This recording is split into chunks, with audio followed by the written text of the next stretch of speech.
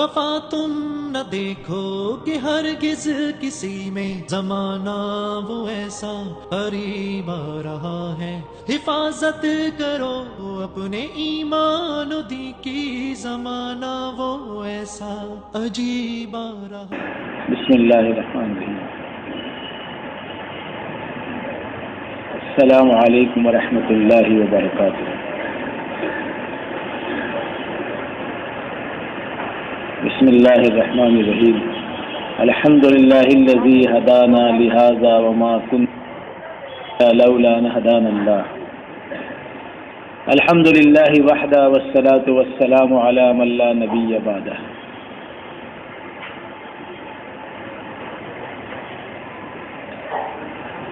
قابل احترام بزرگوں اور دوستوں، ساری مخلوق پر، ساری کائنات پر اللہ تعالیٰ کو فوقیت اور فضیلت حاصل ہے، اس لیے کہ اللہ خالق ہیں، مالک ہیں، اول اللہ آخر اللہ۔ ساری کائنات کا وجود اللہ کے امر کی وجہ سے ہے، تو ساری کی ساری مخلوق ہے، اللہ کی تابع ہے، اور جس کے تابع ہوتی ہے، جو بنانے والا ہوتا ہے، وہی اس کا مالک اور خالق ہوتا ہے، اور اس پر اس کی چلتی ہے۔ تو ساری کائنات پہ اللہ ہی کی چلتی ہے۔ کوئی بھی ایک سر منہ انحراف جس کو کہتے ہیں، سر منہ انحراف کیا مطلب ہوتا ہے؟ ترجمہ کرنا پڑے گا، یعنی ایک بال کے برابر بھی اس سے منحرف، یعنی اس کے خلاف نہیں کر سکتی۔ کسی کی جرأت نہیں ہے کہ اللہ کے حکم کے خلاف کوئی چیز چلے، ساری کائنات۔ یہ تو ہم کو جو ہے اللہ نے اختیار دے رکھا، تو اپن گڑبڑ کرتے ہیں کہ اللہ کے حکم کی خلاف ورزی کرتے ہیں۔ باقی جانور، چاند، سورج، انسان کو چھوڑ کر جتنی مخلوق ہے، کسی میں یہ جرأت نہیں ہے کہ سر منہ انحراف کرے، یعنی ایک بال کے برابر بھی اللہ کے آرڈر کے خلاف کرے، سوائے حضرت انسان۔ ہاں، کیونکہ اس کو امتحان کے لیے دنیا میں بھیجا ہے، اس لیے دونوں اختیارات دیے، کرنے کا بھی نہیں کرنے کا بھی۔ اپنے اچھے برے کا یہ مالک ہے، جیسا کرے گا ویسا بھرے گا۔ تو اللہ تعالیٰ مالک ہیں، خالق ہیں، ساری کائنات کے رب ہیں، ساری مخلوق پر اللہ ہی کو حاکمیت، فضیلت، ربوبیت حاصل ہے۔ اسی طرح سارے نبیوں کی جماعت میں سارے نبیوں کے امام، سارے نبیوں کے سردار وہ رسول عربی محمد الرسول اللہ صلی اللہ علیہ وسلم۔ حالانکہ سب نبیوں کا درجہ ایک ہے، لیکن فضیلت کے اعتبار سے اور رتبے کے اعتبار سے اللہ کے یہاں سب سے اونچا مقام اور رتبہ محمد الرسول اللہ صلی اللہ علیہ وسلم کا ہے۔ اسی طریقے سے قرآن پاک بھی سب اللہ ہی کی کتاب ہے، جتنی بھی آسمانی کتاب ہے، لیکن قرآن پاک کو جو مقام حاصل ہے وہ اور کتابوں کو حاصل نہیں ہے، یعنی قیامت تک کے لیے ہدایت کی کتاب ہونا اور تمام انسانوں کے لیے ہدایت کی کتاب ہونا۔ اور کتابیں بھی ہدایت کے لیے اتاری گئی، لیکن ان کا زمانہ محدود تھا، وقت محدود تھا، لیکن قرآن کا زمانہ قیامت تک، اور علاقہ پورا عالم، سب کے لیے ہدایت کی کتاب۔ تو تمام کتابوں پر قرآن پاک کو فضیلت حاصل ہے، اور قرآن پاک میں بھی تمام صورتوں پر سورہ یاسین کو فضیلت حاصل ہے، اور فضیلت کے اعتبار سے آیت الکرسی، فضیلت کے اعتبار سے آیت الکرسی، سورہ فاتحہ، سورہ کوثر، سورہ بقرہ کا آخر، بعض صورتوں کو بعضوں پر فضیلت حاصل ہے۔ اسی طریقے سے مہینوں کے اندر رمضان المبارک کا مہینہ تمام مہینوں میں مبارک ہے، افضل ہے۔ 12 مہینوں میں سب سے افضل مہینہ رمضان کا مہینہ ہے، اور تمام راتوں میں شب قدر کی رات۔ قرآن میں بھی سورہ قدر کے نام سے ایک سورت اللہ نے اتاری ہے، جس میں اسی رات کا تذکرہ ہے۔ لیلۃ القدر خیر من الف شہر۔ 1000 مہینہ کسی کو عبادت کی توفیق ملے، اس کے مقابلے میں ایک رات شب قدر کی مل جائے تو یہ ایک رات اس 1000 مہینے سے افضل ہے۔ بعضوں کے نزدیک یہ ہے کہ زندگی میں ایک مرتبہ ایک رات آتی ہے مزدلفہ کی جو شب قدر سے بھی افضل ہے، لیکن وہ حج میں جو جاتا ہے اس کے لیے باقی ہے، اگر اس کو چھوڑ دیں تو تمام راتوں میں افضل شب قدر کی رات ہے۔ تمام دنوں میں افضل جو ہے جمعہ کا دن ہے نا، اگر کچھ ہاں تو کریں گے، جمعہ کا دن تمام مساجد میں، حرمین شریفین، مسجد حرام جہاں بیت اللہ ہے اور مسجد نبوی جہاں اللہ کے نبی حضور پاک صلی اللہ علیہ وسلم کا روضہ ہے، اس کو دونوں کو ملا کے حرمین شریفین کے، پوری دنیا کی تمام مساجد میں ایک نمبر کا درجہ مسجد حرام کا ہے اور دوسرے نمبر کا مسجد نبوی کا، پھر بیت المقدس، مسجد قباء، الافضل فالافضل۔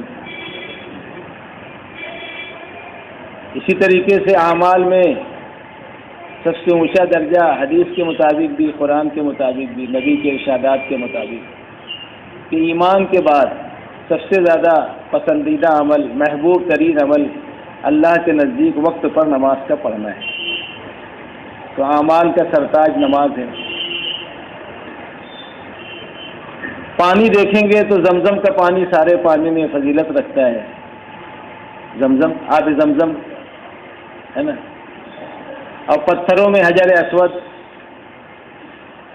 بہت سارے پتھر ہیں، یاقوت ہے، زبرجد ہے، زمرد ہے، سنگ مرمر ہے، گرینائٹ ہے، لیکن سب میں افضل تقدس کے بھی اعتبار سے جنت سے اتارا گیا کیا ہے؟ حجر اسود۔ ساری امتوں میں سب سے افضل امت محمدیہ صلی اللہ علیہ وسلم ہے، یہ امت سب سے آخر میں آئی ہے، سب سے پہلے جنت میں جائے گی، اور سب سے جیسے سردار انبیاء سارے نبیوں پر ممتاز ہیں، فضیلت کے اعتبار سے فائق ہیں، درجے کے اعتبار سے، فضیلت کے اعتبار سے، رتبے کے اعتبار سے، ایسی اس امت کو بھی آپ کے صدقے میں امام الامم، سارے امتوں کی سردار،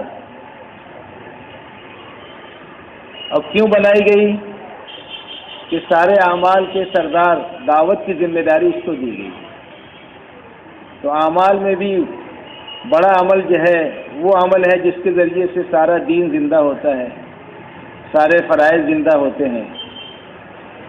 جیسے ہمارے پہلے پرانے ساتھی فضائل گشت میں یہ بولتے تھے، اب نہیں بولتے، کچھ باتیں پہلے کے ساتھ چلی گئی، پہلوں کے ساتھ، وہ کہتے تھے گشت کا عمل اگرچہ سنت ہے، گشت کا عمل کیا ہے؟ اگرچہ سنت ہے، جیسے بعض سنتیں ایسی ہیں کہ سنت ہے لیکن ایسی اہم سنت ہے کہ فرماتے تھے کہ اس سے فرائض زندہ ہوں گے۔ گشت کا عمل سنت بولتے ہیں نا، سارے نبیوں کی سنت ہے، ارے بولتے کہ نہیں بولتے؟ سارے نبیوں کی سنت ہے، بلکہ مولانا عمر صاحب پالن پوری کبھی کبھی بولتے تھے مہا سنت ہے۔ کیا کہتے تھے؟ مہا کا مطلب بڑی سنت، سارے نبیوں کی مہا سنت، اللہ کے بندوں کو اللہ کی طرف بلانا سارے نبیوں کی مشترکہ سنت بھی ہے اور مہا سنت ہے۔ اب جب مہا سنت اللہ نے دے دی تو اب کیا کہتے؟ لیکن ہے سنت، مگر فضائل گشت میں بولتے تھے کہ اس سے فرائض زندہ ہوں گے، اور پہلے لوگ نقد لاتے تھے، ابھی بھی لاتے ہیں، تو واضح بیچارے پاک نہیں ہوتے ہیں تو غسل کر کے آتے ہیں، تو 3 فرض زندہ ہوتا ہے غسل کا، پھر وضو بھی اسی میں ہو جاتا ہے تو 4 فرض وضو بھی زندہ ہو جاتے ہیں، 7 ہو گئے، پھر نماز پڑھتے ہیں تو نماز کے 13 فرض یا 14 فرض، تو 20 یا 21 فرض زندہ ہو جاتے ہیں گشت کی سنت کے عمل کرنے کے، 20-21 فرض۔ یہ تو ایک نماز کی وجہ سے، باقی وہ جب پورے دین پہ چلے گا تو حج بھی کرے گا، زکوٰۃ بھی دے گا، تو گویا کہ ہے تو سنت عمل لیکن سارے فرائض کی ماں ہے، سارے فرائض کو زندہ کرے گا۔ اسی لیے مولانا الیاس صاحب رحمۃ اللہ علیہ فرماتے تھے کہ یہ 6 صفات جو ہے یہ الصفات ہیں، کہتے ہیں ماں کو، صفات کی ماں، صفات کی مائیں، مائی حوا علیہ السلام سے ہم سب دنیا میں آئے، ایک ماں باپ کی اولاد، تو ماں جو ہے اس کے ذریعے سے نسل چلتی ہے، تو گویا یہ صفات ساری صفات کی ماں ہے، یعنی یہ صفات آ گئی تو ساری صفات جنم لے گی ان کے ذریعے سے، باقی سب صفات آئے گی۔ تو جیسے اس میں کسی کی دو رائے نہیں ہے جتنے بیٹھے ہیں کہ اللہ ہی مالک ہیں، سب سے افضل اللہ ہیں، سارے نبیوں میں افضل نبی ہیں ہمارے محمد الرسول اللہ صلی اللہ علیہ وسلم، ساری کتابوں میں قرآن ہے اور سارے دین میں اسلام ہے، ساری راتوں میں شب قدر ہے، سارے دنوں میں جمعہ کا دن ہے، سارے مہینوں میں رمضان کا مہینہ ہے، ساری مسجدوں میں مسجد حرام ہے، سارے اعمال کا سرتاج نماز ہے، ساری امت کی سردار امت محمدیہ ہے، اس میں کسی کی دو رائے نہیں ہے۔ ایسی سارے اعمال کا سردار دعوت ہے، کیونکہ اس کی تصدیق تو اللہ ہی کر رہے ہیں کہ اس سے اچھا دین ہو کس کر سکتا ہے، اس سے اچھا دین ہو کس کر سکتا ہے جو اپنے دین پر چلتے ہوئے اوروں کو بھی دین کی طرف بلائے۔ لیکن یہ باتیں کہتے وقت اپنے دل میں کسی اور عمل کی خفت نہ ہو یا اس کی تحقیر نہ ہو یا اس کا ہلکا پن دل میں نہ آئے۔ سارے نبی نبی ہیں، ہاں، لیکن درجے کے اعتبار سے اللہ تعالیٰ نے حضور کو مقام دیا، تو یہ کہتے وقت اور نبیوں کے کا ہلکا پن دل میں نہ آئے۔ ہم دعوت کی اہمیت کہیں تو اور عمل کا ہلکا پن دل میں نہ آئے، کیونکہ فضیلت تو شریعت ہی نے بتائی ہے، لیکن اس کا یہ بھی بتایا کہ ایسا نہ ہو کہ کسی اور کی طرف سے دل میں ہلکا پن ہے، یہ اس کا خیال رکھنا ضروری ہے۔ تو یہ ساری فضیلت اس لیے بتائی گئی کہ اس امت کو وہ کام دیا گیا جو کام اللہ تعالیٰ نبیوں کو دے کر بھیجتے تھے، دعوت کا کام،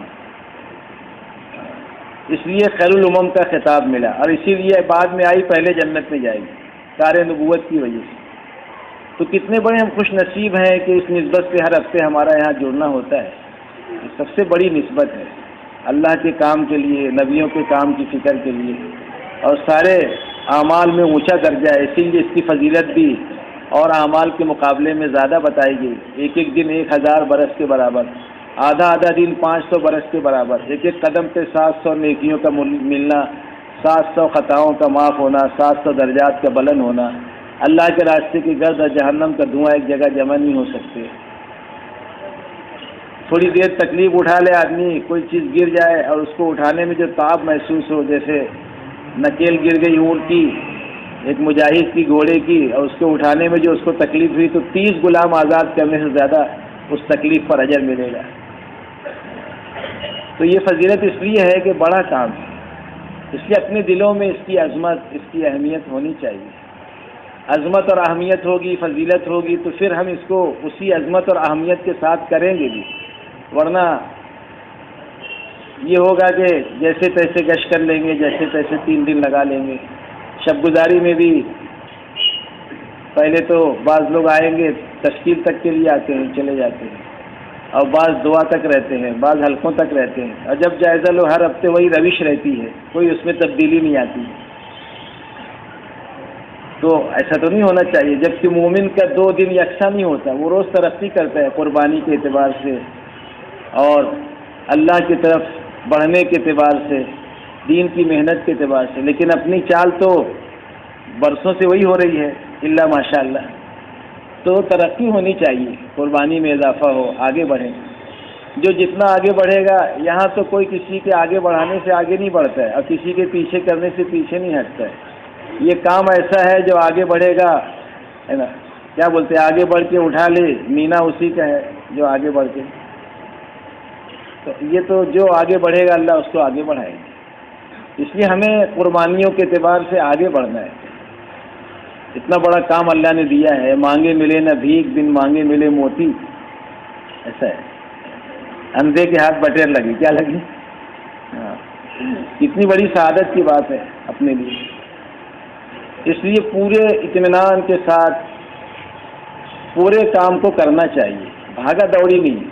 اتنا تو ذہن بنا کے چلنا چاہیے کہ ہمارے یہ وقت اللہ کے دین کے لیے، آخرت کے لیے، حضور پاک صلی اللہ علیہ وسلم والے کام کے لیے، جس کی وجہ سے اللہ نے آپ کو یہ مقام دیا اور صحابہ کو، اس کام کے لیے میرا اتنا وقت ہفتے میں متعین ہے عصر سے اشراق کا۔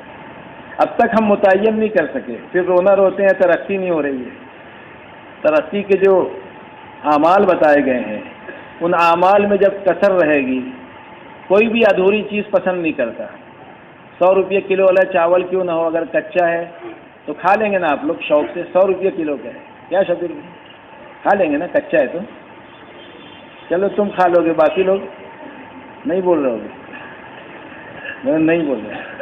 100 روپئے کا کلو کا چاول ہے، ریشم ہے، باسمتی ہے، اور کیا بولتے ہیں، ڈبل مور ہے، گلاب ہے نا. تو وہ نہیں کھائیں گے، بولے کچا ہے. آپ کہیں بھی جائیں مارکیٹ میں، ایک چھیر چھاپا ہوگا تو آپ نہیں لیتے. پیسہ اچھا دے رہے، مال اچھا لیں گے. ہم اپنے لیے کوئی بھی چیز بری پسند نہیں کرتے، اور اعمال میں ہم ادھورا پن رکھیں تو پھر کیسے نتیجہ آئے گا؟ ہم سب چاہتے ہیں کہ وہ مددیں ہمارے ساتھ ہوں جو صحابہ کے ساتھ ہوئی، اور وہ برکتیں ہوں جو صحابہ کے ساتھ ہوئی. تو ان برکتوں اور مددوں کے لیے ویسے اعمال بھی تو کرنے چاہیے. ارے کیا خیال ہے، ادھر دیکھتے رہو، ادھر کیا ہے؟ یہ بھی عجیب قوم ہے، بات ادھر ہو رہی دیکھ رہے ادھر. اب بتاؤ کسی سے آپ بات کریں ادھر دیکھیں گے تو بولیں گے سرکیلا دکھتا ہے، بات ہی نہیں کریں گے. ابھی پوچھو جو ادھر دیکھ رہے تھے کیا بات چل رہی تھی، بولو. کچھ پتہ نہیں کہاں گئے تھے، کہیں نہیں، کیا لائے، کچھ نہیں. بولو نا کیا بات چل رہی تھی. ابھی کچا رہے گا تو یعنی سب چاہتے ہیں نتیجہ پورا ہے اور کام ادھورا کرتے ہیں. کون سی ایسی آفت آ جاتی ہے کہ کشتی کی ٹیم ہم بھاگنے لگ جاتے ہیں. اس سے مطلب یہ ہوا کہ ہم صرف بیان سننے آتے ہیں، ہم نے کام کو صرف بیان کا درجہ دے دیا. یہ تو محنت ہے، محنت کا وقت آتا ہے تو پیٹ پھیر کے چلے جاتے ہیں. تو کیسے کیا ہدایت آئے گی؟ ابھی کہا نا کہ ہم دوسروں کی نیت سے کریں گے تو اندھے کے ہاتھ میں چراغ، وہ اندھے کو کیا فائدہ چراغ سے؟ اپنی نیت سے کریں گے تو کرنا آسان ہے. ابھی تک ہم نے ارادہ ہی نہیں کیا کام کے طریقے سے کرنے کا، اور پھر نتیجہ پورا چاہتے ہیں. چاہتے تو ہیں سب ہوں اوج ثریا پہ مقیم، یعنی بلندی چاہتے ہیں. چاہتے تو ہیں سب ہوں اوج ثریا پہ مقیم، پہلے کوئی پیدا تو کرے ایسا قلب سلیم. اللہ تو دینا چاہتے ہیں، لینا ہی نہیں چاہتے. قربانی بڑھنی چاہیے، جب کام آگے بڑھے گا اپنی ذاتوں کے اعتبار سے بھی ترقی ہوگی، کام کی بھی ترقی ہوگی. اور ہماری روش وہی رہی جو کہ کل تھی، آج بھی اور آئندہ بھی، تو پھر امید رکھنا بیکار ہے کہ نہیں؟ تو کام پورا کرنا چاہیے. تو اس کے لیے ہم اور آپ جو ہے یہ طے کریں کہ ہمیں چھوٹی سی زندگی میں کچھ اللہ کے دین کا کام کرنا ہے، تو کام کے طریقے سے کریں گے تو کام ہوگا. ابھی دیکھو کچھ دن پہلے شہر کی مسجدوں میں لوگ گئے تو عصر میں مجمع اتنا رہتا تھا کہ بہت کافی تعداد میں، اور آج دیکھا گیا تو وہی پرانی روش پہ پھر آ گئے. یعنی وہ گھٹ کر پھر اپنی اصلی اس پر آ گیا، جتنے آتے تھے اتنے ہی. تو یہ برساتی میںڈک جیسا معاملہ ہو گیا اپنا. بھائی تھوڑا سا دھکا دیا تو چلی گاڑی، اس کے بعد پھر رک گئی. مطلب یہ کہ ہم نے ابھی کام کو سمجھا ہی نہیں کہ کتنا بڑا کام اللہ نے دیا ہے، یا کام کرنے کا ارادہ ہی نہیں کیا، یا کام نہیں بنایا. اسی لیے حضرت اکثر پرانوں میں کہتے تھے کہ کام کو کام بناؤ گے تو کام بنے گا، اور کھیل بناؤ گے تو کھیل بنے. تو ابھی تو ہم کھیل ہی بنائے ہوئے ہیں. وقتی طور سے تھوڑا سا فکر مند ہو جاتے ہیں، پھر اس کے بعد ایسا ہو جاتا ہے. ایسا نہیں ہونا چاہیے. اس کے لیے یہ محنت ہے. تو اس محنت کی جو ترتیب ہے اس پہ اپنے آپ کو چلائیں گے تو انشاءاللہ اللہ تعالیٰ آگے بڑھائے گا. اس لیے ہم جو ہے اپنے آپ کو پابند بنائیں. پابندی نہیں تو کچھ بھی نہیں، اپنے بڑے کہتے ہیں. ہر چیز کی پابندی اپنے اندر ہے، نہیں ہے تو دین کے کام کی پابندی نہیں. جس کو پان کھانے کی عادت ہے برابر پان کھانے پہنچ جاتا ہے، چائے کی عادت ہے چائے کی ہوٹل پہ وقت پہ پہنچ جاتا ہے. جس کا جو کام ہے اپنے کام پر برابر پہنچ جاتے ہیں. لیکن دعوت کے کام میں ہے نا، ہر کام میں ہمارے کمی ہے. اس شکایت میں یہ تو اپنا ایک مذاکرہ ہے. اس لیے ہم سب یہ فیصلہ کریں کہ اپنا زندگی میں انقلاب کب آئے گا. یعنی کوئی ہفتہ تو ایسا آئے کہ اپنی زندگی میں کچھ تبدیلی آئے کہ نہیں اب میرا یہاں سے بہت گچھو ہو گیا، بولے ہے نا، بہت دھوکہ دیے، اب جو ہے انشاءاللہ دھوکہ نے اپنے آپ کو ہی دیے دھوکہ کیا، کسی کو کیا دیں گے. پابندی نہیں آ رہی ہے ہمارے اندر. جو پابندی مطلوب ہے پابندی پر نتیجہ ہے. ہر جگہ آپ لفظ دیکھیں گے اہتمام اور پابندی پر وعدے ہیں، اعمال پر بھی. اہتمام سے، پابندی سے، اچھی طرح وضو کر کے، ساری چیزوں میں آپ دیکھو گے تو ہر چیز میں پابندی اور اہتمام کا لفظ آتا ہے. پھر اللہ کی طرف سے انعام ہے. جیسی محنت ہم کر رہے ہیں اس پر نتیجے کا انتظار ہم کریں گے تو کرتے رہیں، نہیں آئے گا نتیجہ۔ نتیجہ تو اس پر آئے گا جیسا کرنے کے لیے کہا گیا ہے۔ اس لیے دوستو ہم اہتمام سے اپنے آپ کو اس پر ڈالیں کہ ہمیں ان صفات کے اعتبار سے بھی آگے بڑھنا ہے، جس کا مذاکرہ ہم اپنی باتوں میں بھی کرتے ہیں، دعوت بھی دیتے ہیں کہ کس طرح میرے ایمان میں بڑھوتری ہو۔ یہ سارے اعمال جو ہیں ایمان کے بڑھانے کے لیے، ہمارا یہاں پر آنا اور جو بھی دعوت کی لائن کے اعمال ہیں وہ ان صفات کے اپنے اندر لانے کے لیے۔ اس لیے بار بار ہمیں اس کا مذاکرہ کرنا ہے کہ کس طرح ایمان اپنے دلوں کے اندر راسخ ہو جائے۔ تو سب سے پہلے ہمیں ایمان پر محنت کرنی ہے۔ جو کلمہ ہم پڑھتے ہیں لا الہ الا اللہ محمد الرسول اللہ، یہ ایمان کا بول ہے جو ہم زبان سے اس کو ادا کرتے ہیں، اس کی حقیقت جو ہے وہ تو محنت کے ذریعے سے دلوں میں اترے گی۔ جیسے صحابہ کرام نے محنت کی اور اس کے بعد دل کے اندر یقین کو اتارا۔ صحابہ کا قول ہے تعلمنا الایمان ثم تعلمنا القرآن، ہم نے پہلے کیا سیکھا؟ سونے والے، پہلے کیا سیکھا؟ ایمان سیکھا اور بعد میں قرآن سیکھا۔ تب ایمان سیکھنے کے کیا راستے ہیں؟ ایمان کی بات کہی جائے، اس کو سنا جائے، اللہ کی بڑائی کو، اس کی علامتوں کو، اور اس کو جانچا جائے۔ جیسا کہ اللہ کے نبی نے ایک صحابی کو جگایا، حارث ابن مالک رضی اللہ تعالیٰ کو فرمایا کہ حارث کس حال میں صبح کی؟ کہا مومن ہونے کی حالت میں۔ تو آپ نے پوچھا کہ ہر دعوے کی دلیل ہوتی ہے، ہر قول کی حقیقت ہوتی ہے، حارث تمہارے اس قول کی کیا حقیقت ہے کہ تم ایمان والے ہونے کی حالت میں صبح کی؟ تو فرمایا کہ میں نے اپنا رخ دنیا سے آخرت کی طرف پھیر لیا ہے، دن میں پیاسا رہتا ہوں، راتوں کو جاگتا ہوں یعنی عبادت کرتا ہوں، اور جنت اور جہنم کے مناظر اور میدان محشر ہر وقت میری نگاہ کے سامنے ہوتے ہیں۔ تو آپ نے ارشاد فرمایا کہ حارث تیرا دل ایمان کے نور سے روشن ہو چکا ہے، تو اس پر اپنے آپ کو باقی رکھنا، قائم رکھنا۔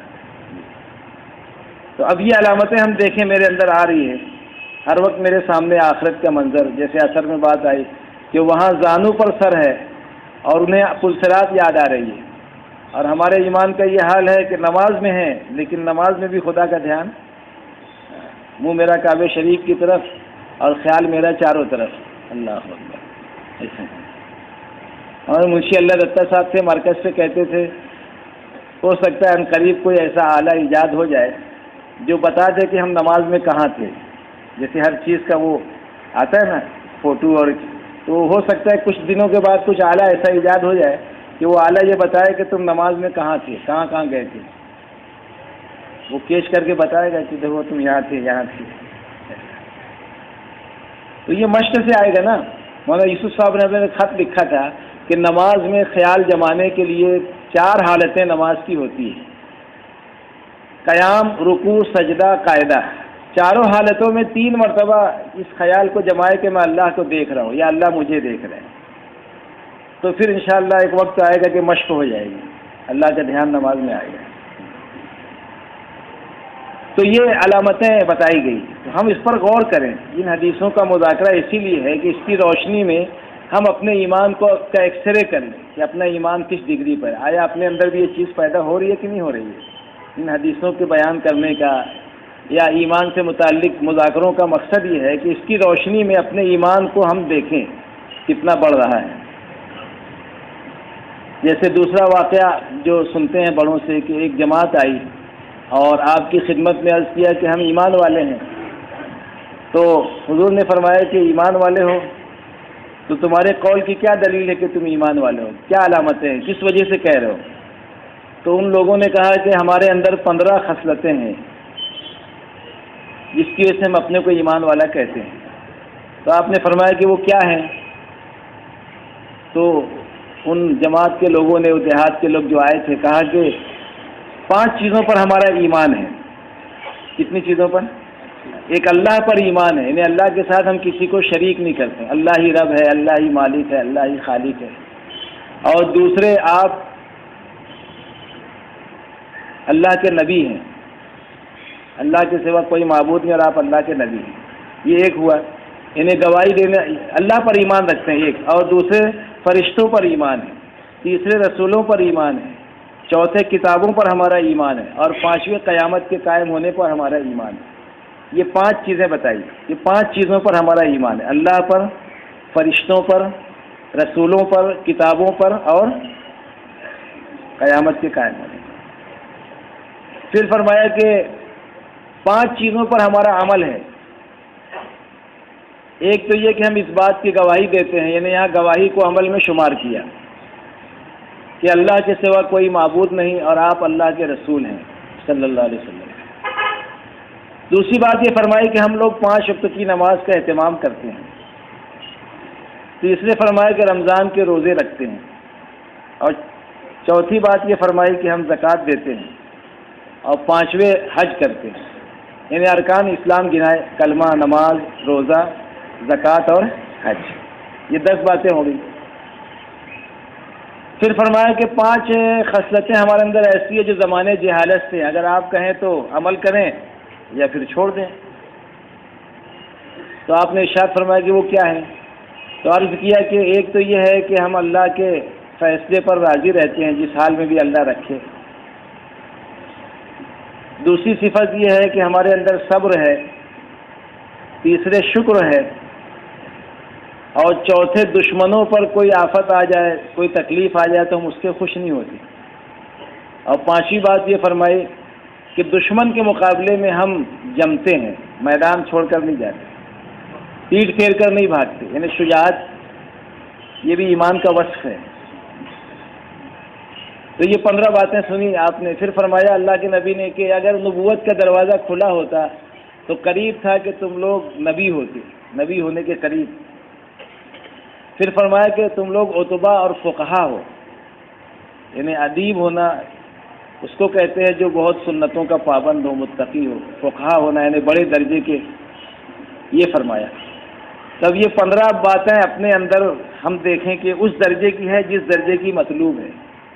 اگر یہ 15 باتیں اپنے اندر بھی آ جائے تو کتنی بڑی بات ہو جائے۔ یعنی ایمان والے تو ہم ہیں، لیکن ویسا ایمان، جیسا ایمان مطلوب ہے وہ نہیں ہے، اس کے لیے محنت کرنا پڑے گی۔ اگر ویسا ایمان اپنے پاس آ جائے تو کوئی خدا کا حکم زندگی میں نہیں ٹوٹے گا، کوئی تقاضا نہیں چوکے گا۔ جیسے صحابہ کا ایمان اللہ کی ذات پر پہاڑوں کے جیسا تھا، اس لیے کوئی بھی تقاضا اللہ کی طرف سے آیا تو انہوں نے اس کے اوپر لبیک کہا، پیچھے نہیں ہٹے۔ نقد آیا تب بھی، ادھار آیا تب بھی، چھوٹا تقاضا آیا یا بڑا آیا، جان کا آیا یا مال کا آیا، کوئی تقاضے میں صحابہ پیچھے نہیں تھے، کوئی عمل میں پیچھے نہیں، کیونکہ اللہ کی ذات پر اعتماد اور یقین تھا کہ میری کامیابی یہی ہے اللہ کی ماننے میں۔ ابس ہے جستجو بحر محبت کے کنارے کی، بس اس میں ڈوب جانا ہی ہے اے دل پار ہو جانا۔ تو یقین کے اس مقام پر فائز تھے کہ ان کی زندگی میں پورا قرآن تھا، اور ہم آج یقین کے اس مقام پر ہیں کہ تراویح میں پورا قرآن سننے کے بعد بھی نماز پر بھی 100% امت قائم نہیں ہے۔ چاہے دعویٰ ہمیں ہو، ایمان دعوے کی چیز نہیں ہے، دعویٰ تو ہم سب کو ہم ایمان والے ہیں، لیکن ہر دعوے کی دلیل ہوتی ہے۔ ہم مطمئن نہ ہو کہ 15 چیزیں اپنے اندر ہیں، ماشاء اللہ ایمان والے ہیں، ہم بھی فرشتوں پر ایمان رکھتے ہیں، رسولوں پر ایمان لیکن ایمان رکھنے کا مفہوم بھی ذہن میں ہونا چاہیے۔ جیسے قرآن پر ایمان، آسمانی کتابوں پر، تو قرآن پر ایمان کا مطلب کیا ہے؟ خالی یہ بول دینا میرا قرآن پہ ایمان ہے کافی ہے؟ ہاں، قرآن پر ایمان کا مطلب یہ ہے کہ جو کچھ قرآن میں کہا گیا ہے، جو بھی احکامات ہیں کرنے سے متعلق، اور جو کچھ منہیات ہے جس سے منع کیا ہے قرآن نے، تو ان دونوں کے ساتھ یعنی ہمارا یعنی کرنے کا جو حکم دیا اس کے اوپر ہم کر رہے ہیں کہ نہیں کر رہے ہیں، اس حکم پہ چل رہے ہیں کہ نہیں چل رہے ہیں۔ قرآن پر ایمان لانے کا مطلب یہ ہے کہ جس چیز کا قرآن نے حکم دیا ہے اس کے کرنے والے ہم بنیں، اور جس سے منع کیا اس کو نہ کرنے والے بنیں۔ یہ ہے قرآن پر ایمان۔ اور اللہ پر ایمان یہ کہ جو کچھ اللہ نے وعدہ کیا ہے اس پر یقین ہو کہ تم میرے دین کی مدد کرو، میں تمہاری مدد کروں گا۔ لیکن جب آواز لگتی ہے کون تیار ہے، تو ہم لوگ کا یقین چونکہ کمزور ہے اس لیے آگے پیچھے ہوتے ہیں۔ تو ایمان والے ہیں لیکن ویسا ایمان نہیں جیسا مطلوب ہے۔ ہم نماز پڑھتے لیکن ویسی نماز نہیں جیسی پڑھنا چاہیے۔ اس لیے اللہ کے نبی نے فرمایا نماز اس طرح پڑھو جس طرح مجھے پڑھتے ہوئے دیکھتے ہو۔ ویسی نماز اپنی ہے نہیں، ویسی بنانے کی ضرورت ہے۔ پھر اس کے بعد اللہ کے نبی نے فرمایا کہ 5 چیزیں اور اس میں بڑھا لو تاکہ تمہارا ایمان جو ہے وہ کامل ہو جائے۔ ایک تو یہ فرمایا کہ ضرورت سے زیادہ کھانا جمع کر کے نہ رکھنا،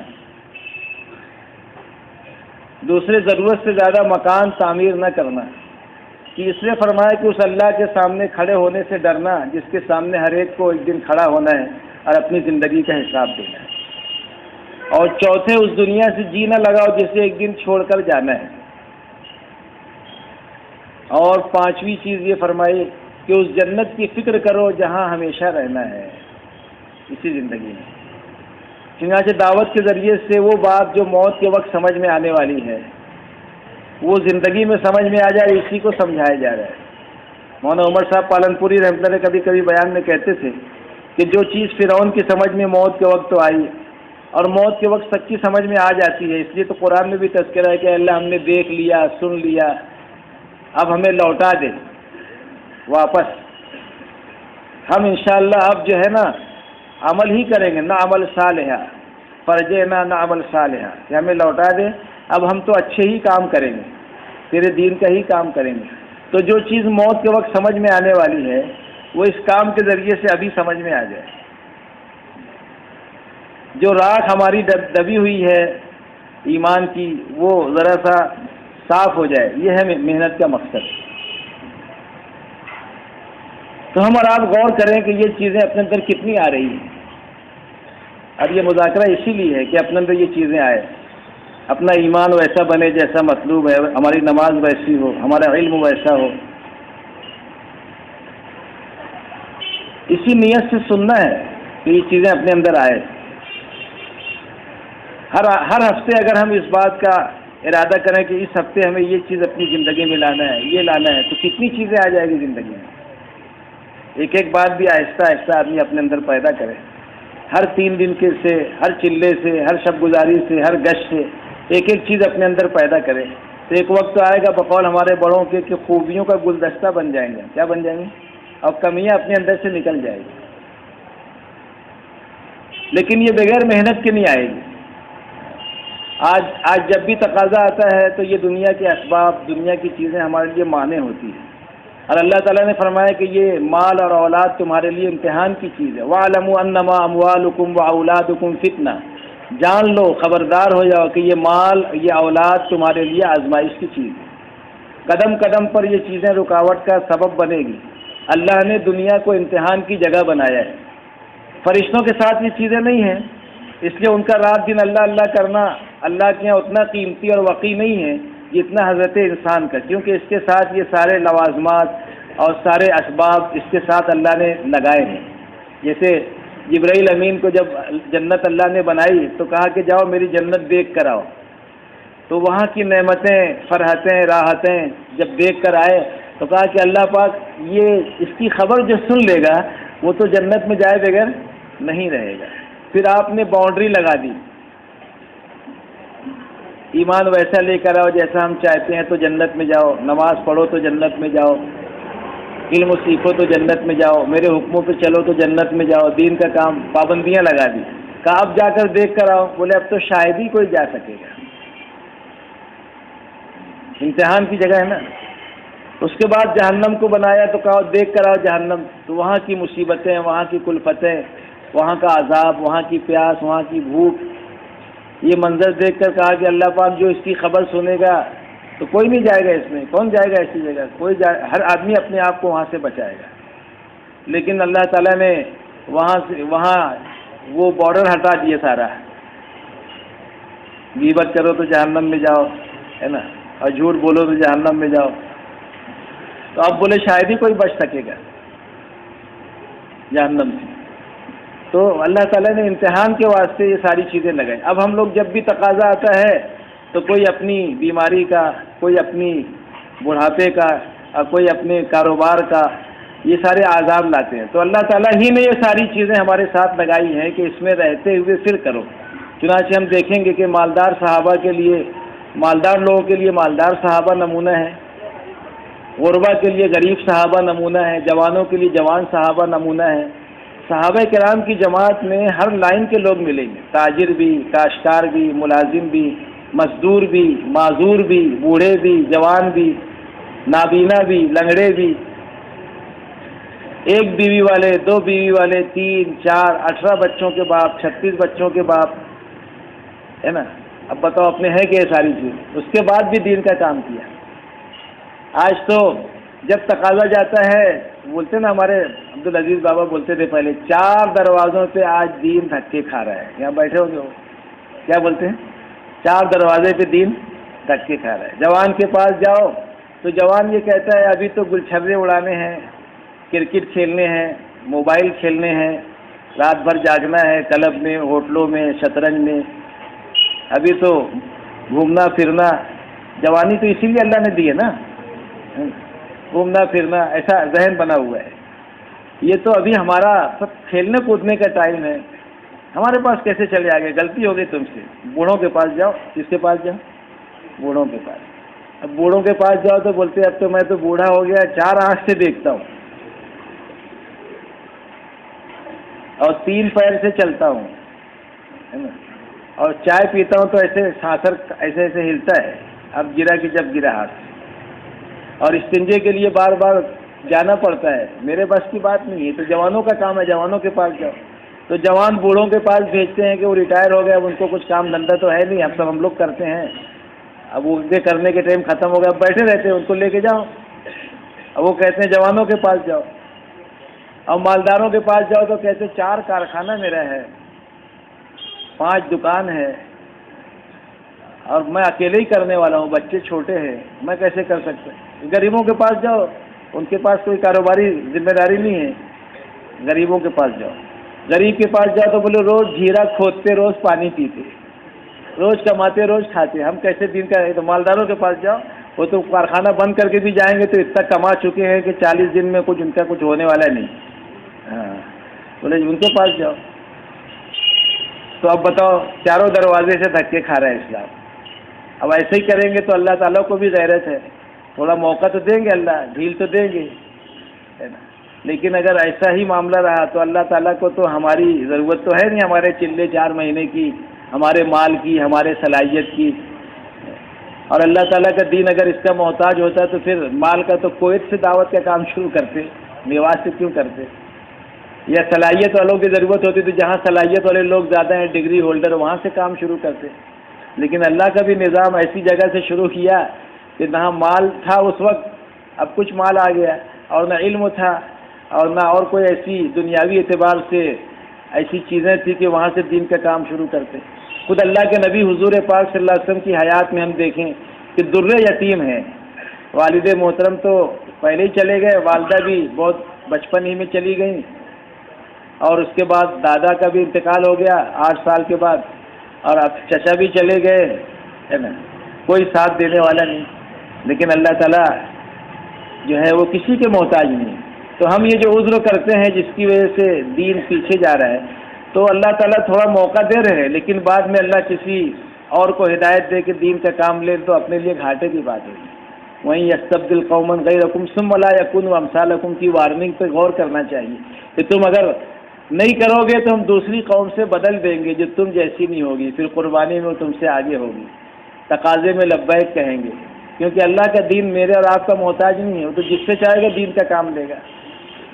ہے آیا یورش تاتار کے افسانے سے، ہے آیا یورش تاتار کے افسانے سے، پاسباں مل گئے کعبہ کو صنم خانوں سے. ہم نہیں کریں گے تو اللہ کا دین میرے آپ کا تو محتاج ہے نہیں، اللہ جس سے چاہے گا. اور ابھی بھی ہم نہیں کر رہے ہیں تو اللہ تعالیٰ کا کام چل ہی رہا ہے نا. نظام الدین میں 2 مہینے کی ترتیب میں جب ہم مذاکرہ کرتے تو کیا کہتے ہیں، اس میں سے بہت سے جو اب تک نہیں گئے، لیکن وہاں کون سا کام ہمارے نہیں جانے سے رکا، چل رہا ہے کام برسوں سے. بعض دفعہ ایسی نوبت آتی کہ یہ آج جا رہے ہیں انگریزی کا ترجمہ کرنے والے، اب کل کون رہے گا، پتہ چلا صبح آ گئے بولے دوسرے. اللہ کا نظام اللہ چلاتا ہے، ہم تو اپنی ضرورت سمجھ کے کریں. اچھا، صحابہ نے یہ چاروں دروازے پہ آپ دیکھیں گے تو انہوں نے یہ نہیں کہا جیسے ہم کہتے ہیں. چنانچہ جعفر ابن ابی طالب، مصعب ابن عمیر رضی اللہ تعالیٰ عنہ، حضرت حسن رضی اللہ تعالیٰ عنہ، حضرت حسین رضی اللہ تعالیٰ عنہ، یہ سب جوان تھے، جوانی میں دین کا کام کیا. حضرت حنظلہ رضی اللہ تعالیٰ عنہ. حضرت طارق ابن زیاد، محمد ابن قاسم، موسیٰ ابن نصیر، یہ سب کم عمری میں 17 سال، 18 سال، 33 سال، 30 سال، زیادہ سے زیادہ 50-55 تک. اور اس زمانے میں 50-55 والے بھی ڈگا ڈگ رہتے تھے. ہاں آج کل تو 40 ہی میں بیفور بوڑھے ہو جاتے. کیا ایسے بیفور؟ بولے وہ کیوں جھک کے چل رہے؟ بولے وہ جوانی کب آئی کب چلی گئی اسی کو ڈھونڈ رہا ہوں. کیونکہ پڑیا کھا کھا کے رات میں دیر سے سو کے سب فطرت کے خلاف آدمی زندگی گزارتا ہے تو پہلے ہی بوڑھا ہو جاتا ہے. بوڑھا ہونے سے پہلے ہی بوڑھا ہو جاتا ہے. تو پہلے کی جوانی تو سب جوانی میں بھی تقاضے آئے تو دین پہ لگایا، جوانی میں بھی پیچھے نہیں ہٹے. بڑھاپے میں ابو ایوب انصاری رضی اللہ تعالیٰ عنہ بڑھاپے میں چلے، اور استنبول کے اندر ان کی قبر ہے جو مہمان رسول تھے ابو ایوب انصاری. اب ایک نہیں، وہاں پیچھے آئے تھے نا، بتا رہے تھے ساتھی کہ 70 صحابہ ہیں. کتنے؟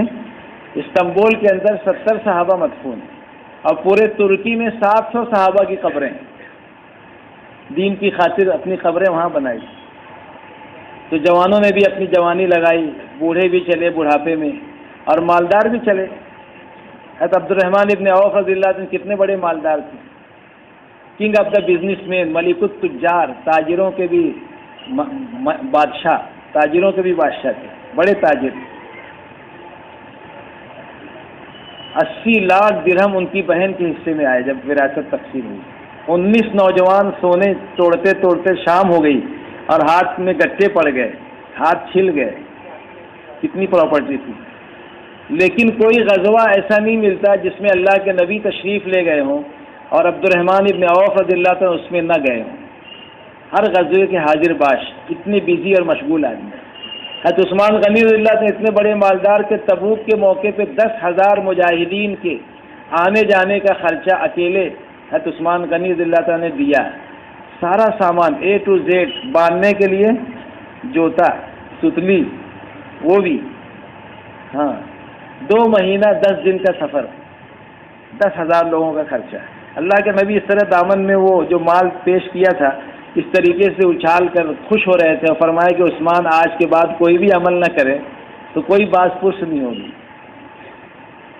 ایسے تو مالدار بھی پیچھے نہیں رہے، جوان بھی پیچھے نہیں رہے، بوڑھے بھی پیچھے نہیں رہے. اور غربا کے بارے میں آتا ہے کہ اکثریت غربا کی تھی، مال نہیں تھا تو کما کے لگایا.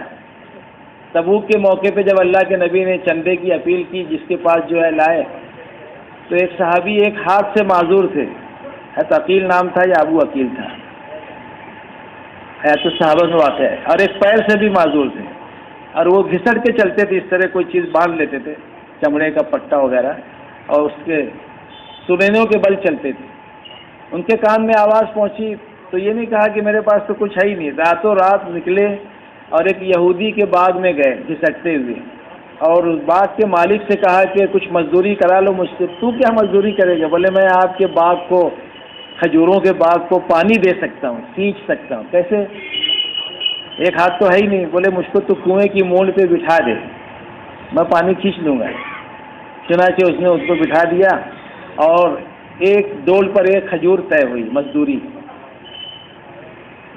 تو ایک ہاتھ سے رسی کھینچتے تھے اور دانتوں میں دباتے تھے، ایک ہاتھ سے رسی کھینچتے تھے اور دانتوں میں دباتے تھے. اس طرح رات بھر مزدوری کی، اور جو بھی 2-3 کلو کھجوریں رات بھر میں ہوئی اس کی گٹھری باندھی، کاندھے پہ ڈالا، گھسٹتے ہوئے فجر کی نماز میں مسجد نبی میں حاضر ہو گئے. اور نماز کے بعد کہا اللہ کے نبی کی خدمت میں، یا رسول اللہ صلی اللہ علیہ وسلم، یہ کھجوریں کچھ لایا ہوں، یہ اسے قبول کر لیں، جو بھی سفر ہونے والا ہے اس کے لیے میں لایا ہوں. تو کہا عقیل کہاں سے لائے، کیسے لائے؟ تو اپنی سرگزشت سنائی کہ رات میں نے اس طریقے سے مزدوری کی ہے. تو اللہ کے نبی حضور پاک صلی اللہ علیہ وسلم کی آنکھوں میں آنسو آ گئے، اور صحابہ سے فرمایا کہ اس کے مال کو، سارے مال جو جمع ہوئے، جو ڈھیر لگا ہے مسجد نبی میں، اس کے اوپر سب سے اوپر رکھ دو. اللہ اس کی قربانی اور اخلاص کی برکت سے سب کے مال کو قبول کر لے گا. ایسی قربانی غربا نے دی، تب دین دنیا میں چمکا ہے. ایک صحابی کا رشتہ طے ہو گیا اور آواز لگی کہ اللہ کے راستے میں جانا ہے. بڑی مشکل سے رشتہ طے ہوا تھا. اللہ کے نبی نے پوچھا تمہارا کہیں ہوا؟ بولے نہیں. بولے جاؤ فلاں کے یہاں. وہاں گئے اور کہا کہ اللہ کے نبی نے بھیجا ہے رشتے کے لیے اپنی بیٹی سے.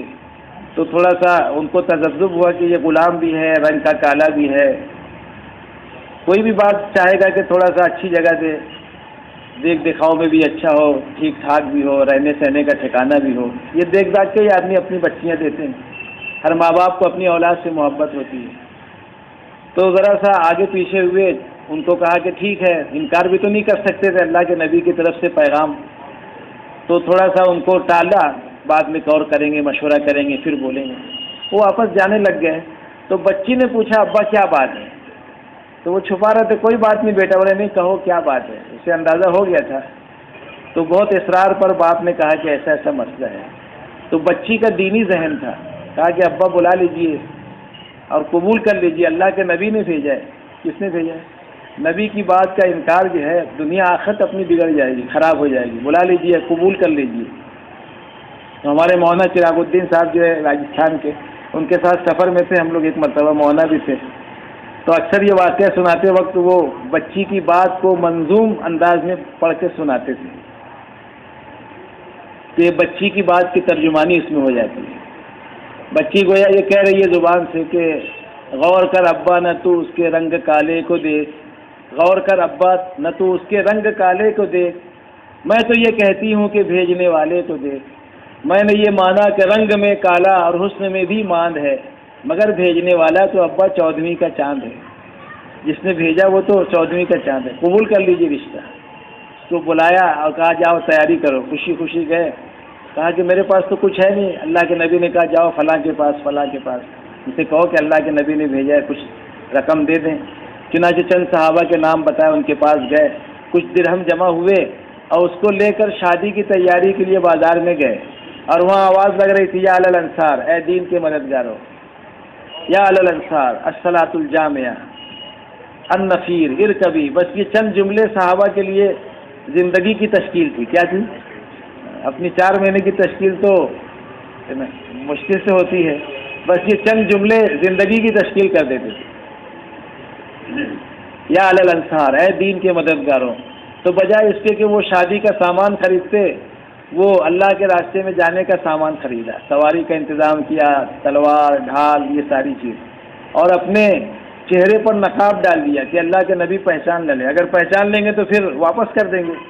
چنانچہ وہ نقاب لے کے ڈال کر روانہ ہو گئے. صحابہ کرام کا تاثر یہ ہے کہ ہم دیکھ رہے تھے کہ یہ کون صحابی ہیں اس طرح بے جگری کے ساتھ لڑ رہے ہیں اور صفیں کی صفیں الٹتے ہوئے دشمنوں کے جھمگٹے میں گھستے چلے جا رہے ہیں، یہاں تک کہ خود بھی شہید ہو گئے. جب ان کی نعش لائی گئی تو اللہ کے نبی نے پہچان لیے تو جلیبیب ہیں جن کا رشتہ طے ہوا تھا. تو آپ نے بڑے اہتمام سے جنازے میں شرکت کی اور ساتھ میں شریک ہوئے. تو آپ جو ہے پنجوں کے بل چل رہے تھے اور قبر میں جب آپ اتارے تو آپ کی آنکھوں میں آنسو تھے اور جب باہر نکلے تو روتے ہوئے نکلے.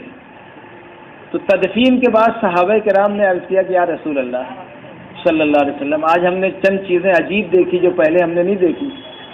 کہا کیا دیکھا؟ بولے ایک تو آپ پنجوں کے بل چل رہے تھے. اب اس میں 2-3 واقعات ہیں. سعد ابن معاذ کیا ہے، ہاں ان کا بھی ایک واقعہ آتا ہے تھوڑا ملتا جلتا کچھ باتیں. 2-3 صحابہ کے، ایک جلیبیب ہیں، ایک سعد بن اسود ہیں اور ایک سعد ابن معاذ ہیں.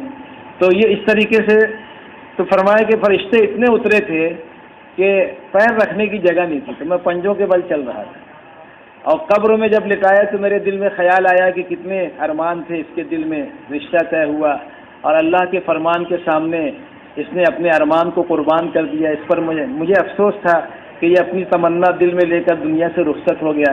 اس کی اس بے بسی بے کسی پر، غربت پر مجھے رونا آ گیا. لیکن اللہ تعالیٰ نے مجھے دکھایا کہ حوریں آپس میں لڑ رہی ہیں کہ جلیبیب کو مجھے دے دو، منگنی میرے ساتھ ہو جائے. تو اس لڑنے میں ایک حور کا دوپٹہ اس کے آنچل سے ہٹ گیا. اس لیے میں مسکراتے ہوئے باہر آ گیا کہ یہ تو جلیبیب کا حق ہے، میں کیوں دیکھوں، جلیبیب کی حوریں ہیں یہ. تو مسکراتے ہوئے میں آ گیا باہر. تو قربانی پہ اللہ تعالیٰ نے جنت کی حوروں کو دکھایا کہ حوریں آپس میں لڑ رہی ہیں. تم میں حوروں کا کوئی چاہنے والا ہی نہیں، جلوہ طور تو موجود ہے موسیٰ ہی نہیں. اللہ دینا چاہتے ہم لینے نہیں چاہتے. ہم تو مائل و کرم ہے، کوئی سائل ہی نہیں، راہ دکھائیں کسے کوئی رہ روے منزل ہی نہیں.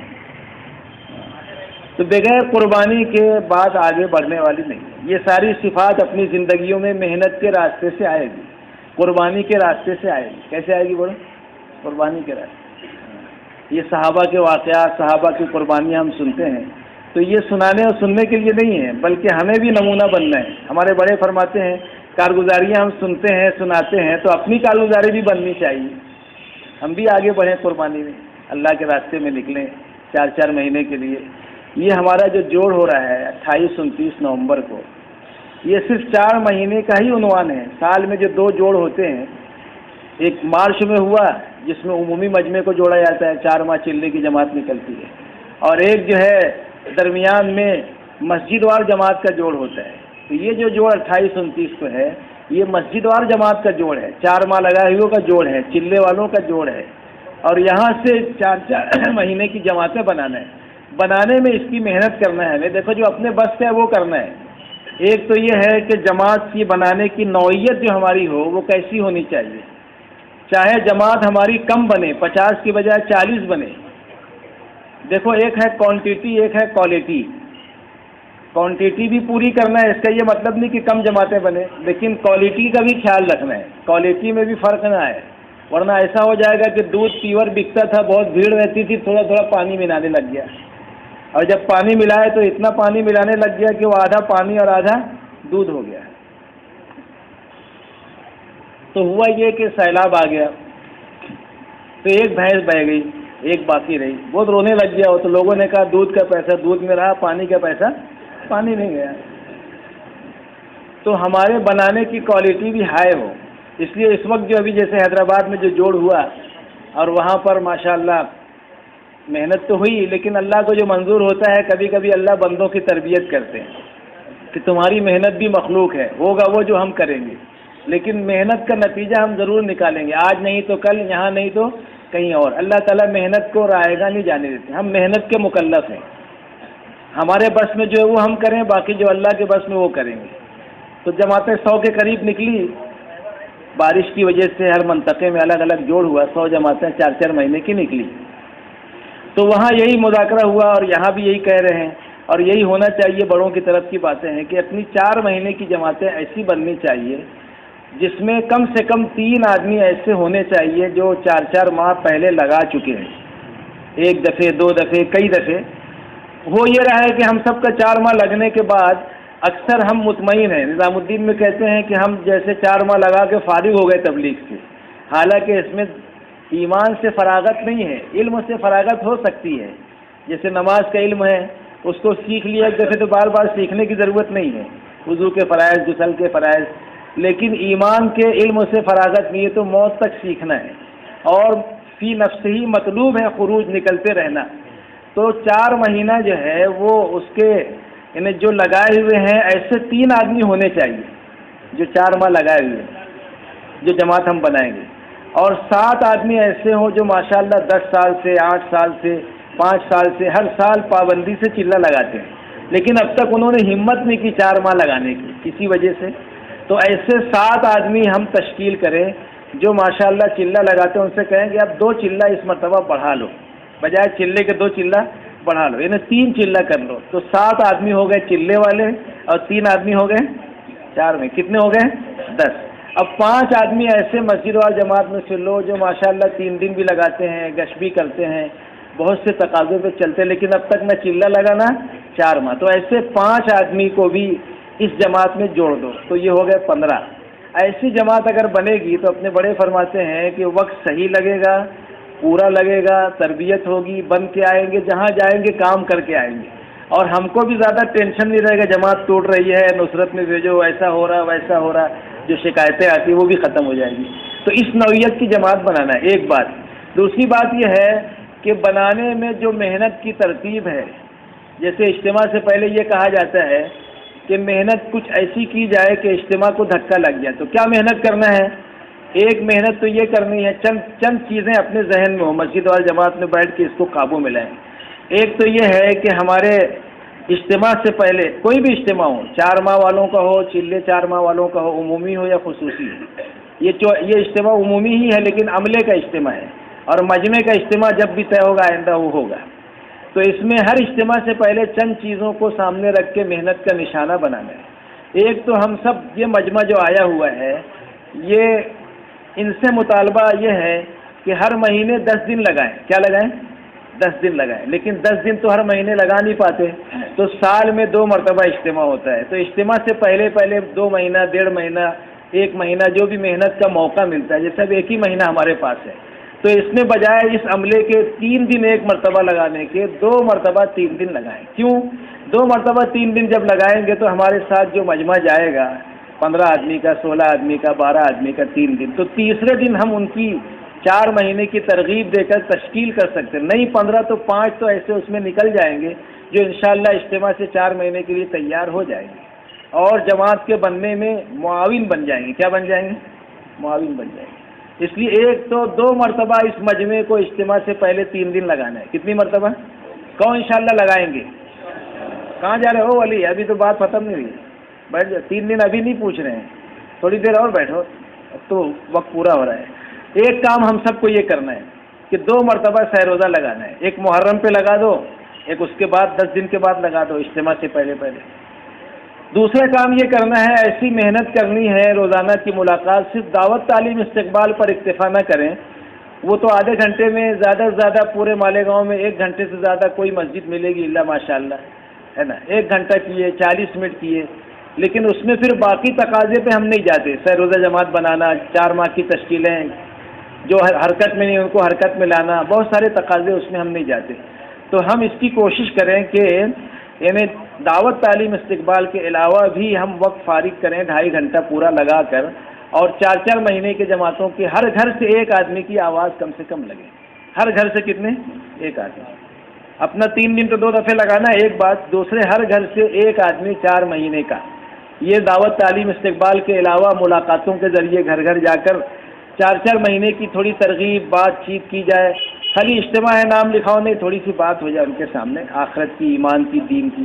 تو ہر گھر سے 1 آدمی نکالنا، اس کو چلانا ہے 2 بار۔ تیسرا ایسی محنت ہو جائے کہ کوئی بے نمازی باقی نہ رہے اپنے محلے میں، ہر آدمی اپنے محلے کی فکر کر لے تو 100% والی بات قابو میں آ جائے گی۔ اجتماع سے پہلے ایسی محنت ہو کہ نماز کا ماحول، جیسے 2007 کے اجتماع سے پہلے ایسا ماحول بنا کہ فجر کی نماز میں ہم نے اپنی آنکھوں سے دیکھا اتنے نمازی جو عید اور بقرعید کی نمازوں میں صبح ہوتے ہیں، یعنی چاند رات کو، اتنی پوری مسجد بھری، کوئی بے نمازی نہ رہے، ایسی محنت۔ اور چوتھے جو ہمارا بنیادی کاموں میں سے ایک کام ہے گھر کی تعلیم، کوئی گھر ایسا باقی نہ رہے جہاں گھر کی تعلیم زندہ نہ ہو جائے اجتماع سے پہلے اپنے اپنے محلے میں۔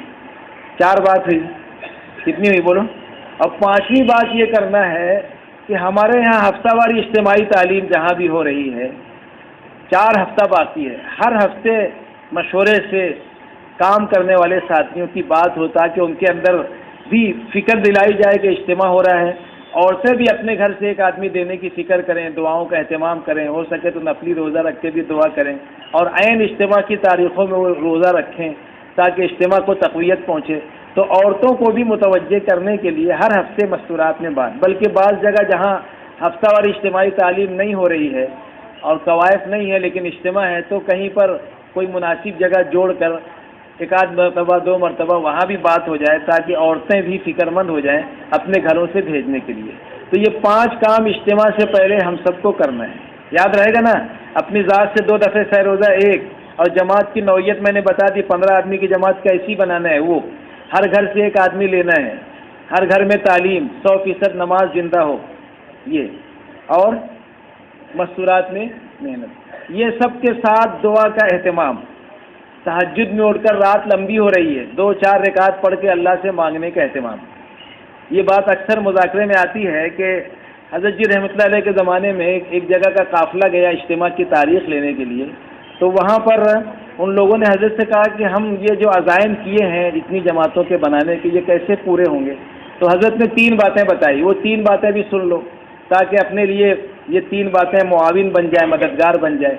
ایک تو یہ فرمایا کہ آپ حضرات اپنی ذات سے یہ طے کرو کہ اس جوڑ سے اگر میرا 4 ماہ کئی سال ہوا لگے ہوئے اور چلہ تو لگی رہا ہے، تو اس مرتبہ چلے کے بجائے میں 4 مہینہ جاؤں گا، یعنی یہ آنے والا مجمع خود ارادہ کرے کہ مجھے 4 ماہ جانا ہے۔ تو یہی مطالبہ آپ سے بھی ہے کہ یہ مجمع اپنے بارے میں پہلے فیصلہ کرے کہ میرا 4 سال پہلے 4 ماہ لگا تھا، جب سے چلہ تو لگ رہا ہے، لیکن ایک تقاضا اب آ رہا ہے کہ میری وجہ سے اگر جماعت بنتی ہے تو اس مرتبہ بجائے میں چلے کے 4 مہینہ تیار ہوں، اور میرا وقت تو اگرچہ ہو رہا ہے دسمبر جنوری میں، لیکن 2 مہینہ پہلے ہی اب کہ میں چلا جاؤں گا 10 مہینے پر یا 11 مہینے پہ، یعنی اس میں تھوڑا سال کو بھی چھوٹا کر لے، 10 مہینے کا سال بنا لے اس مرتبہ، کتنا 10 مہینے کا سال، 9 مہینے کا سال، کبھی ایسا بھی ہو جائے ہمیشہ تو 1.5 سال پہ گئے، 2 سال پہ گئے، 13-14 مہینے پہ گئے، تو کبھی 8 مہینے پہ بھی چلے جائے تاکہ وہ کور ہو جائے، جو لیٹ ہوا ہے وہ ادھر میک اپ ہو جائے اس کا کچھ، تو اس طریقے سے جو 2014 کا ہمارا چلہ ہے وہ 2013 کے آخر میں لگ جائے، نومبر دسمبر جنوری میں، یہ تھوڑا سا فیصلہ کرنا پڑے گا قربانی کی طرف بڑھنے کے لیے۔ تو ایک تو حضرت نے فرمایا کہ یہ عملہ ارادہ کرے جو آیا ہے کہ مجھے 4 مہینہ لگانا ہے، تو جماعت کے بننے میں گویا کہ آدھا کام ہو گیا، حضرت نے فرمایا اگر یہ مجمع نیت کر لے کہ مجھے اپنی مسجد سے 4 مہینہ جانا ہے تو آدھا کام ہو گیا، بولو، ارے پوسٹ مین صاحب کچھ تو ہاں کرو، ہاں کہ آدھا کام ہو گیا، اگر ہم نے نیت کر لی کہ مجھے جانا ہے تو آدھا کام ہو گیا۔ اب دوسرا یہ ہے کہ چل پھر کر کے جو ہمیں اللہ تعالیٰ نے ایک طریقہ دیا ہے محنت کا، 5 اعمال جسے ہم کہتے ہیں، اس میں 2.5 گھنٹے کی ملاقاتیں ہیں، تو اپنی چھوٹی جماعتیں جو 3-3 4-4 کی ہم نے بنائی ہے، وہ 3-3 4-4 ساتھی مل کر گھر گھر در در جا کر 4-4 مہینے کی آواز لگائیں۔ تو حضرت نے دوسری بات یہ فرمائی کہ آپ نے جب نیت کی ہے تو آپ کی نیت کو پورا کرنے کے لیے چل پھر کر کے مسجد وال جماعت کے اعمال کے ذریعے اپنی جماعت کی تکمیل کریں جانے کے بعد، اور تیسرا کام یہ کریں کہ اللہ سے مانگنے کا اہتمام کیا کریں، جیسے آسمانوں پر ہدایت کے فیصلے ہو چکے، 3 کمی ہم دور کر دیں، ایک اپنی مسجد وال جماعت کمزور ہے اس کو مضبوط بنا لیں، اور دوسرے دعا کی کمی دور کر دیں، دعا مانگنا، اور تیسرے اخلاص، یہ 3 کمی ہے، اخلاص کی، دعا کی اور محنت کی، مسجد وال جماعت کی، یہ 3 کمی ہم پوری کر دیں تو اجتماع کامیاب ہو جائے۔ تو اس مرتبہ ایسا ہو جائے کہ ابھی تک تو پونا، احمد نگر، سانگلی، کولہاپور ایسے اضلاع آگے رہے 4 مہینے میں، اورنگ آباد، بیڑ، تو کبھی ایسا بھی تو ہو جائے کہ ناسک ضلع بھی کچھ چھوٹا ضلع نہیں ہے، آبادی کے لحاظ سے ایمان والوں کی آبادی شہر میں کافی ہے، اپنے شہر میں، اپنا شہر ہی کئی ضلعوں کے برابر ہے، یہ ضلع تو چھوٹے چھوٹے ہیں بعض ضلع اپنے صوبے کے، اس لیے اس مرتبہ ایسی نیت ہم کر لیں کہ انشاءاللہ 1 نمبر ہمارا آ جائے، کیا آ جائے، یعنی اللہ کے آئے، اصل یہاں تو نہیں ہے، اصل تو آخرت کا ہے، لیکن ہمارا جذبہ دین کے معاملے میں آگے بڑھنے کا ہو۔ اور دیکھو بعض مواقع اللہ ایسے دیتے ہیں کہ اس پہ محنت کر لینے میں نتیجہ زیادہ آتا ہے۔ اس وقت پوری دنیا میں جہاں بھی دعائیں ہو رہی ہے تو یہ دعا ضرور ہوتی ہے کہ اللہ پورے عالم میں، ملکوں میں، صوبوں میں، اضلاع میں، تعلقوں میں، سینٹروں میں، جہاں بھی چھوٹے بڑے جوڑ مشورے اجتماعات ہو رہے ہیں تو اس کو قبول فرما اور لوگوں کا نکلنا آسان فرما۔ تو یہ دعاؤں کا رخ، پوری عالمی دعاؤں کا رخ اس طرف ہوتا ہے جہاں جوڑ مشورے اجتماعات ہوتے ہیں، تو اس کے اثرات یہ دیکھنے میں آتے ہیں کہ قلوب نرم ہوتے ہیں، متوجہ ہوتے ہیں، تھوڑی سی فکر پر اور تھوڑی محنت پر اللہ تعالیٰ بہت سو کو تیار کر دیتے ہیں، بلکہ بہت سے ایسے لوگ جن کے بارے میں ہم سوچ نہیں سکتے وہ بھی نکل جاتے ہیں۔ تو ایسے موقع پر ہم پیچھے نہ ہٹیں، یہ موقع ایسا ہے کہ تھوڑے وقت میں زیادہ کمائے، جس کو کہتے ہیں انگریزی میں منیمم ایفرٹ میکسیمم بینیفٹ، تھوڑی محنت اور بولو نا زیادہ نفع، یعنی کیپٹل کم لگے گا، بھانڈول کم لگے گا، محنت کم کرنا پڑے گی اور پروفٹ زیادہ ہوگا۔ 1 مہینے کی محنت میں نفع ہوگا، دعائیں ہو رہی ہے پورے عالم میں، تھوڑی سی دل پر لے کر فکر کرنے کی بات ہے، تھوڑی سی دیوانگی لانا پڑے گی۔ کیا لانا پڑے گی؟ دیوانگی کس کو بولتے ہیں معلوم ہے؟ ایک سائنٹسٹ کے بارے میں آتا ہے کہ وہ اس کا نکاح ہوا اور وہ لیبارٹری میں تھا، بھول گیا کہ میرا نکاح ہوا ہے، اس کو بولتے دیوانگی، یعنی بھول گیا۔ ایسا ہو سکتا ہے جیسے آپ حاضر، لیکن ایسا ہوا ہے، تو ایسا دیوانگی آ جائے، جیسے کسی کہنے والے نے کہا ہے کہ ہیج قوم زیر چرخ لا جورد، ہیج قوم زیر چرخ لا جورد، بے جنون ذو فسوں کارے نہ کر، اس بوڑھے آسمان نے، اس چرخ نیلی فام نے کسی قوم کو اس وقت تک کہ کوئی کارہائے نمایاں انجام دیتے ہوئے نہیں دیکھا جب تک کہ وہ جنون کی حد تک نہیں پہنچ گئے۔ تو تھوڑا سا جنون لانا پڑے گا، جوانی کا جوش اب بڑھاپے کا ہوش، تو پھر گاڑی چلے گی۔ اس لیے دونوں مل کر، اور ایسے موقع پر ہم سب مل کر اتحاد فکر کے ساتھ، اجتماعیت قلوب کے ساتھ، اور وحدت کلمہ کے ساتھ، اور نہج صحیح کے ساتھ، یہ 4 شرطیں ہیں۔ اتحاد فکر، سب کی فکر یہ ہو کہ اس نوعیت کی جماعت بنانا ہے اور ایسے بنانا ہے جیسے بتایا گیا ہے، اپنی ذات سے اپنے آپ کو تیار کرنا اور محنت کرنا اور دعا مانگنا۔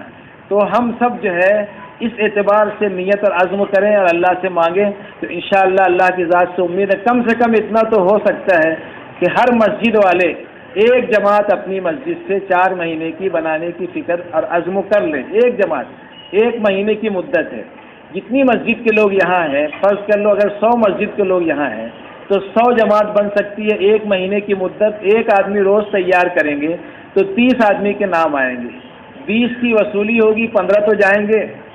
ارے بولو، ہو سکتا ہے نہیں ہو سکتا ہے؟ لیکن ہمیں تھوڑا سا دیوانگی لانا پڑے گی، عزم کرنا پڑے گا، محنت کرنا پڑے گی۔